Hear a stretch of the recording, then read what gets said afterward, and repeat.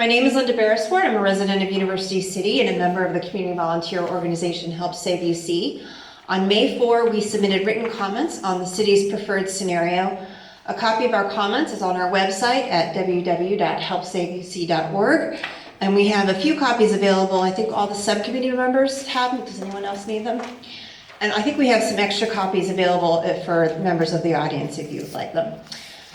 So this presentation gives a brief overview of those comments. If I could go to slide 2, please.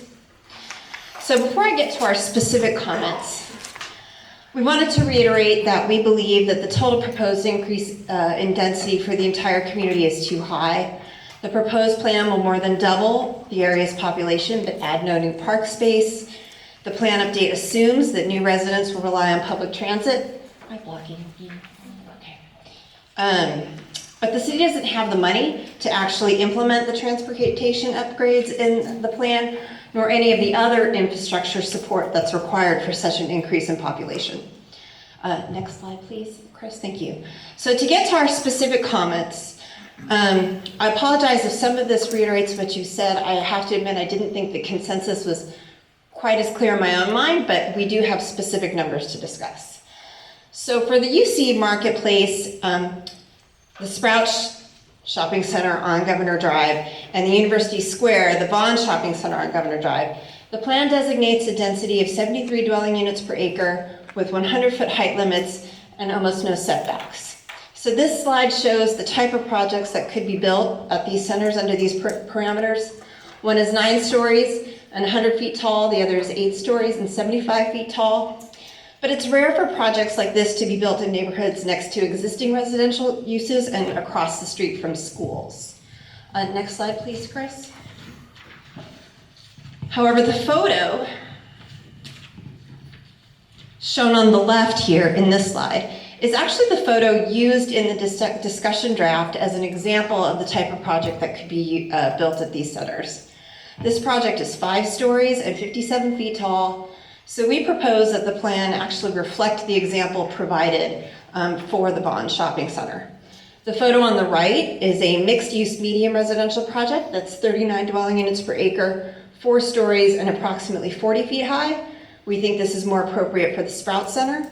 Last Thursday during the Planning Commission hearing, even Commissioner Boudin noted that we should not expect high-rises at these locations, so we think we should make that part of the plan.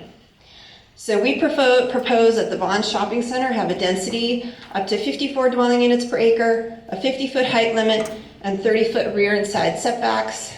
We propose that the Sprout Center have a density of 29 dwelling units per acre, a 40-foot height limit, and 30-foot rear and side setbacks. And for the 4 small commercial properties at the intersection of Governor and Genesee, we propose that those have a density of 0 to 29 dwelling units per acre, no increase in height limit from the current status, and 30-foot rear and side setbacks. Did I say all that correctly? Okay, thanks. Next slide, please. And as noted, these sites are more than 2 miles away from the trolley and not adjacent to a current major transit stop. Unbundled parking as proposed in the plan will lead to overflow parking in adjacent neighborhoods. We recommend that at least 1 space per unit be required on site, and the project must retain commercial parking to serve the surrounding neighborhoods. Additionally, the plan's language does not protect commercial uses. We recommended specific language changes to say that neighborhood grocery stores and other uses must be maintained. We have the specific table policy numbers listed there. And we also recommend changes to increase the amount of square footage required for commercial services at project sites to ensure protection of local businesses. And last, sites should be zoned to require commercial uses first and add residential uses as secondary. Next slide, please. To address the impacts on parks, we recommend that the plan language be changed to require open spaces.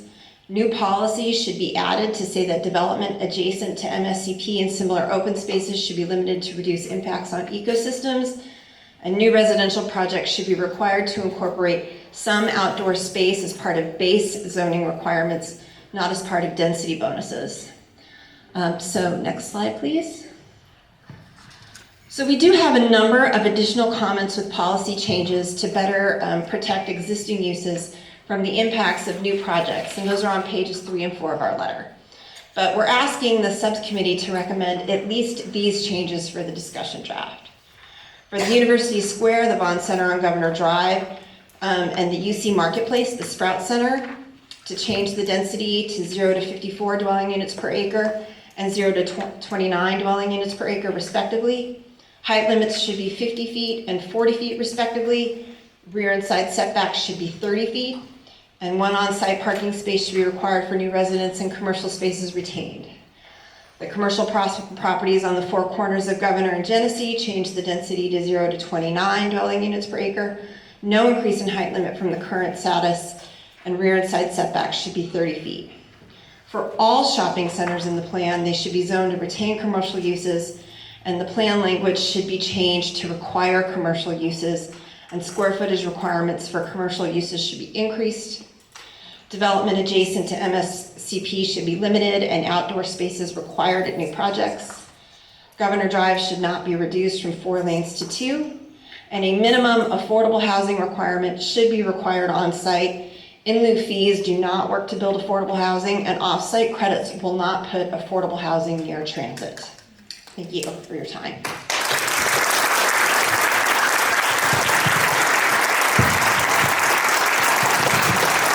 All right. Thank you very much.